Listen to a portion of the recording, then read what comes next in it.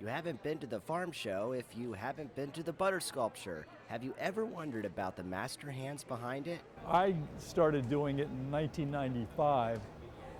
There was an ad in the paper in Harrisburg advertising for a butter sculptor. There you have it, the Conshohocken man who's been one of the architects of the PA Farm Show butter sculpture every year since.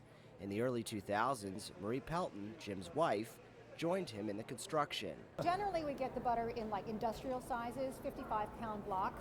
This time around, we got butter which was actually sticks of butter that had to be unwrapped before we used it. Then they take those smaller pieces of butter, mold them, then apply to the larger sculpture. We adjust the temperature based on what we're sculpting and also what step in the process that we're in. The temp can vary anywhere between 40 and 60 degrees. Colder temperatures make it easier to shape the more intricate surface details of the sculpture. I'm standing inside the butter booth where the butter sculpture sits at a chilly 40 degrees, of course, to preserve the butter. So you're not just looking at a butter sculpture, you're looking at thousands and thousands of sticks of butter, and the whole sculpture itself, 1,000 pounds. And the theme of this year's butter sculpture is harvesting more together.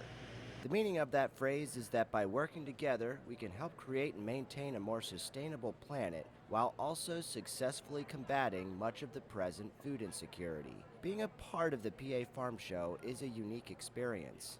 I don't know of any other place that has a farm show like we have here. But this is so directed and focused on farm, much more than any other place in the country. What's more proudly Pennsylvanian than that? Oh, I forgot to mention the real MVP behind the butter sculpture.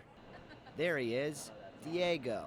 I mean, someone needs to protect 1,000 pounds of butter. He would ingest a lot of butter if he was inside there with us. Full disclosure, he guards his parents just outside the butter booth. For Proudly Pennsylvanian, Ed Russo, CBS 21 News.